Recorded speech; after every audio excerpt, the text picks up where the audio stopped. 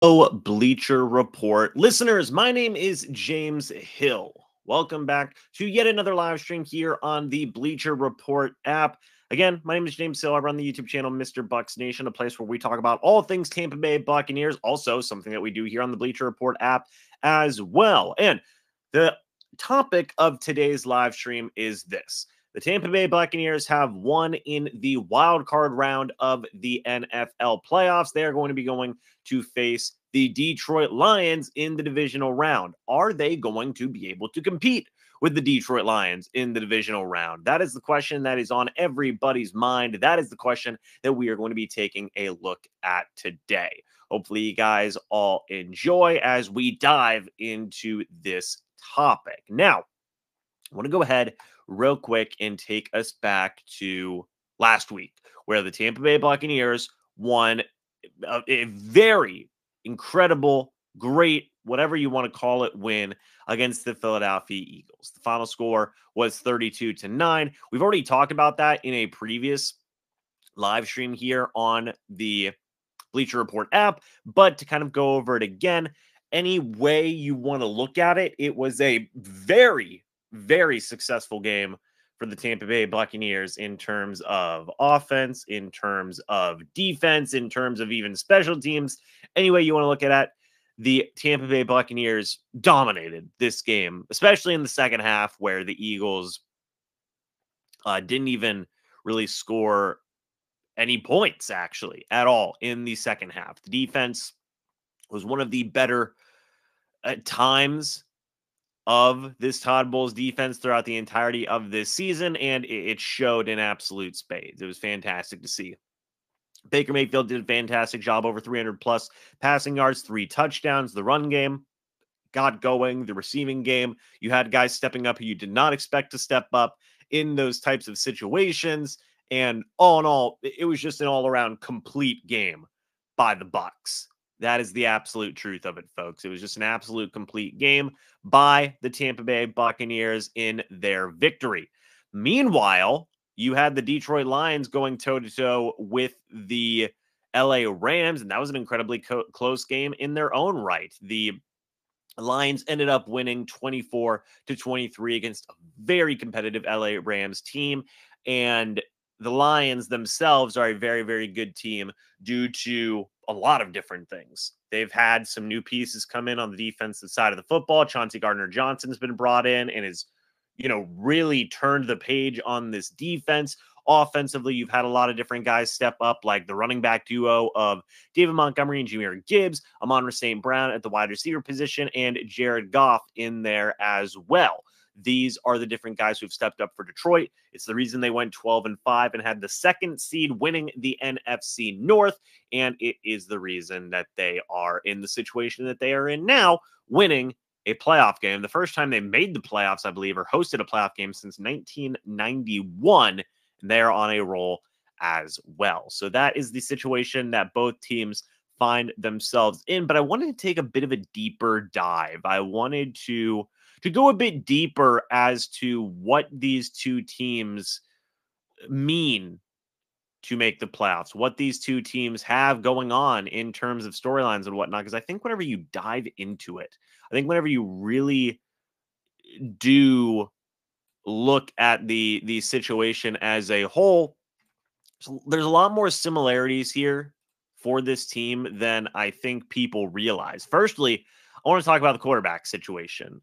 Looking at the Detroit Lions, you have Jared Goff, a guy who, very similar situation, was traded from the LA Rams to the Detroit Lions and was a guy who a lot of people thought was just going to be a bridge quarterback. He wasn't going to be a guy who was going to be the long-term guy for the Detroit Lions. Well, he is in his third season, and in 3 years in Detroit, he has had 78 touchdowns to 27 interceptions, a 24-23-1 record, and 12,258 passing yards.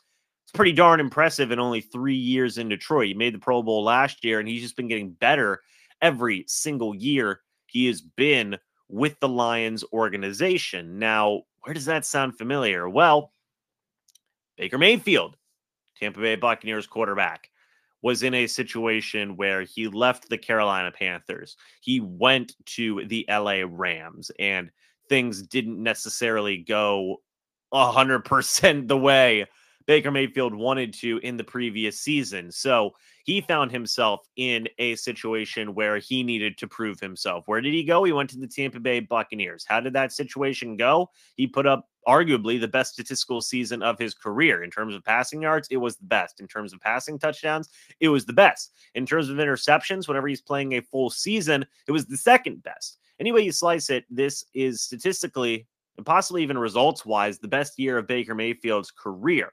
And a lot of people viewed Baker Mayfield as a bridge quarterback. He was not going to be the guy of the Tampa Bay Buccaneers. Where does he find himself now? As the guy of his team. Again, very similar parallels here, very similar situations between Jared Goff and between Baker Mayfield as well that I think are very notable. These guys are, in a way, kindred spirits in terms of the situations that they found themselves in versus the situations that they are in now. Baker Mayfield, former number 1 overall pick. Jared Goff, former number 1 overall pick. Only 2 drafts apart, folks. Again, the similarities are there. It's notable. Obviously, Jared Goff's had more, I would say, overall success. He's been to a Super Bowl. He's been to the playoffs a couple of times. Now, he's been to the playoffs twice as much as Baker Mayfield, but the current comparisons are so similar and are so notable and are so worth mentioning because these guys have both been in similar situations where they've been doubted and they have proved those doubters wrong. And that's cool. That's a notable thing. That's something I want to keep an eye on. It's a great quarterback duel. And I'm sure that if I told you that after the LA Rams got rid of Jared Goff or after the Cleveland Browns got rid of Baker Mayfield, that, hey, Jared Goff versus Baker Mayfield is going to be a fantastic quarterback duel in the next couple of years, I don't think a lot of people would have believed me, but here we are. And it's a very cool thing to see. Both these guys have revived their careers. Both of these guys continue to prove a lot of doubters wrong. And it's going to be a fun matchup between Baker Mayfield and between Jared Goff. But I also take a look at the Detroit Lions and what their team is as a whole. And I also see a lot of injuries. I mean, a lot of injuries. You guys can't see it here, but Jerry Jacobs, defensive back, was placed on the injured reserve. James Mitchell, Khalif Raymond, James Houston have all been placed on the injured reserve. You had Chauncey Gardner-Johnson get dealt a very serious injury earlier in the season. That is certainly notable as well. I want to see if we can get the full injury report here. We can. It's a bit small, but for week 19 here, the Lions are a team that is certainly dealing with a lot of different types of injuries. On the flip side, the Tampa Bay Buccaneers, not as much, not dealing with as many types of injuries. I think that's certainly going to matter. I think that the Bucs are as healthy as they've been the entire year. Yes, you still have a few guys who have been dealing with injuries and whatnot, but overall, the guys who need to be healthy are healthy. And a lot of people are also going to talk about the overall health of Baker Mayfield. How are those ribs looking? How is that ankle looking? Well, he's got more time to rest now. And as far as I can tell, he's going to be good to go. So whenever you take a look at the injury report, you've also got to give a little bit of a nod here to the Detroit Lions, as it seems like, or sorry, to the Tampa Bay Buccaneers as an advantage, because it seems like they are going to be coming in a little bit healthier. But what are the Bucs looking at in terms of the overall ability of the Lions? Well, first things first, we talked about Jared Goff. Now to talk about the running game. It's pretty darn good, folks. David Montgomery and Jahmyr Gibbs both. David Montgomery had 1,000 yards on the year. Jahmyr Gibbs was 55 yards away from having 1,000 yards. They had 23 rushing touchdowns between the two of them. That is the bread and butter of this offense. Much like in the case of the Philadelphia Eagles, this is the bread and butter. The last time the Tampa Bay Buccaneers played the Detroit Lions, both these guys weren't necessarily there as much, and it was still a tough game for Tampa Bay. Why is that? Well, you have a lot of different guys stepping up. You have Amon-Ra St. Brown with 1,500 receiving yards and 10 receiving touchdowns. That's pretty good. Josh Reynolds has emerged as a seemingly very quality starting wide receiver with 608 receiving yards and 5 receiving touchdowns. this has just been a team that's found a lot of different ways to move around, a lot of different ways to score some points and whatnot. But the four, let's say, because Sam Laporta is injured, the four main guys that you've got to worry about here are Amon-Ra St. Brown, Josh Reynolds, Jahmyr Gibbs, and Dave Montgomery. That is the nucleus of this Detroit Lions offense. So you look at guys like Jamel Dean and Carlton Davis matched up against Amon-Ra St. Brown. You look at guys like Levante David, KJ Britt now, who's been rotating in more, and Devin White going up against Jahmyr Gibbs and David Montgomery. The Lions didn't have a chance to run the football too much last time the Bucs played the Lions, and they were still able to win that football game. But I would also say that things have definitely changed from week 6, I believe, or week 5, whatever the Buccaneers played the Detroit Lions to now. This is a much different team on both sides with the Lions and the Bucs. So will the Lions be able to dominate with David Montgomery and Jahmyr Gibbs, or will it be a scenario like what just happened last week with the Philadelphia Eagles, where they weren't able to run the football at all? I don't know. We're going to have to wait and see. One place where the Buccaneers can possibly take advantage is the overall defense of the Lions. You take a look at what they've been able to do this year in terms of points allowed, in terms of yardage, in terms of all these different types of things. And this is a place where the Bucs can possibly take advantage. They are 23rd in points allowed on the year. You take a look at some of their defensive stats in terms of passing defense. They are 27th in passing yards allowed this year, 27th in passing touchdowns allowed. Their rushing defense is very good, but this is a defense that has really struggled against the pass. How can the Tampa Bay Buccaneers take advantage of that? Well, you have a quarterback who just threw for 300 plus yards and 3 touchdowns in the previous game in Baker Mayfield. You could see a similar game plan in this one. Also getting Mike Evans and Chris Godwin more involved. Also, working to those strengths, maybe running Rachaad White, although again, the Lions have a very solid rushing defense. It seems like the biggest way to take advantage of this is going to be passing attack versus the Detroit Lions. And that means getting your 2 1,000-yard receivers involved, Mike Evans and Chris Godwin. That also means getting Cade Otton involved, a guy who was able to do some damage in the Buccaneers wild card round against the Philadelphia Eagles. You definitely want to see a very similar scenario. And that's going to be what the Bucs do. That's going to be what the Bucs look to do, I would believe, is to get the passing game going yet again, rely on some of their top weapons, and attack one of the few weaknesses that this Detroit Lions team has. Taking a look back at the history here, again, the Detroit Lions won going back to week 6. It was a 20-6 win, which 2 scores seems like a pretty big deal, but the Buccaneers defense held this Detroit Lions offense to 20 points. The offense was not able to get going.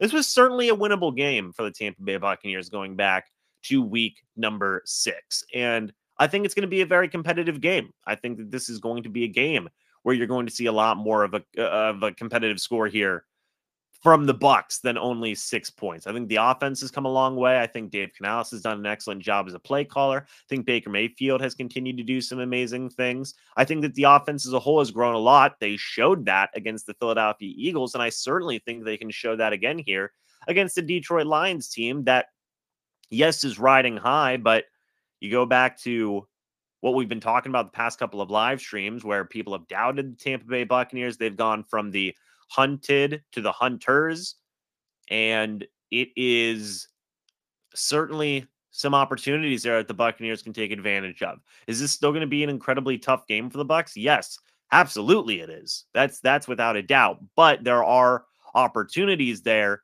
and this is certainly a different team than the team that lost 20-6 in week 6 against the Lions, which a lot of people have been pointing to. I don't necessarily agree with that 100%. Again, teams change throughout the course of the season. We talked about it so many times here on the channel. The Buccaneers were 4-7 at one point, and now they find themselves in the divisional round of the playoffs.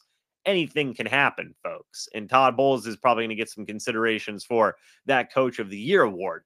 So, yeah, it is going to be a competitive game, I believe. It's going to be a close game. And these are two teams that, in the past, let's say, decade, haven't had a lot of things going for them. In the past couple of years, have had a lot of things going for them.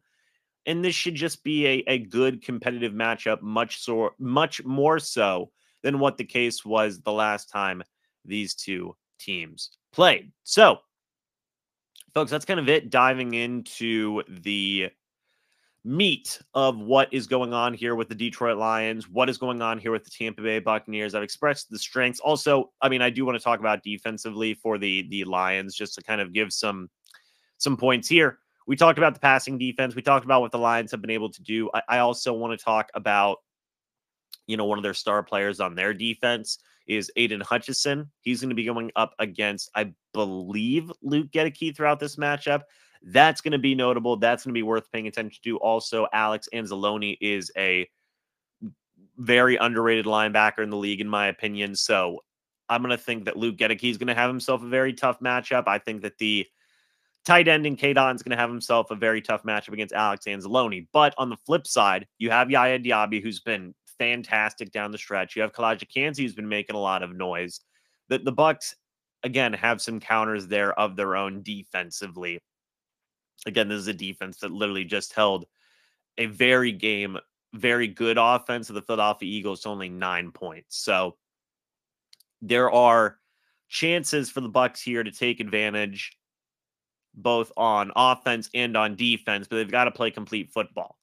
That was one thing coming away from the Eagles game that I think had a lot of people worried is what's going on with the drops. There were 6-7 drops throughout that game. That cannot happen against the Lions. That just can't. The Bucs were very fortunate that the Eagles were not able to take advantage of all those drops. A team like the Detroit Lions, they have been a team this year that has been able to take advantage of opportunities when you give it to them. The Buccaneers cannot have that situation happen again. They can't have a scenario where they've got 6-7 drops in a game. You've got to see more concentration. One positive to that is that the drops occurred in the first half. In the second half, you saw that really cleaned up a lot in that second half. Now you're going to need a whole game where you're playing clean, complete, complementary football, or you're going home. That's what playoff football means, folks. That's what it means to make it to divisional round, where you're one of the last 8 teams in the league, by the way. You cannot afford to make mistakes. You cannot afford to have drops like that in crucial types of games. So it's going to be notable. It's going to be notable, man. And when I just real quick too, I wanted to talk about this. I talked about the quarterback comparisons. When I look at these teams also, they are so reminiscent of one another, in my opinion. Not even just in terms of looking at statistically and the strengths and weaknesses of these teams, which I feel like are very similar. But again, I go back to both these teams a decade ago didn't have a lot of faith from national media, from even in some cases their own fan bases. And let's say 7 years ago, let's say even 5 years ago, they were down bad, so to speak.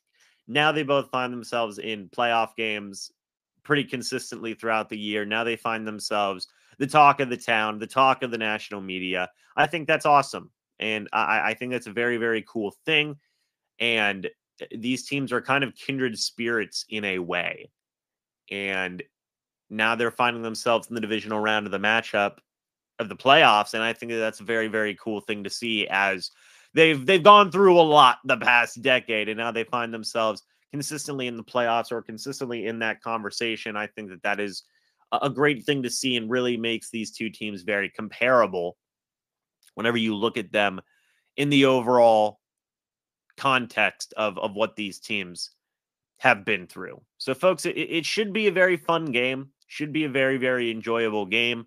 Of course, we will be here after the game as well, talking about this on the Bleacher Report app, which, guys, by the way, not only can you find me on here, again, my name is James Hill. I run the YouTube channel, MrBucsNation, but I'm also here on the Bleacher Report app a ton, talking about the Tampa Bay Buccaneers. And not only can you find Buccaneers content here on the Bleacher Report app, but you can find NFL content, you can find MLB, you can find NBA, you can find everything here on the Bleacher Report app. It's a fantastic time. By the way, the Lions are 6.5 favorites.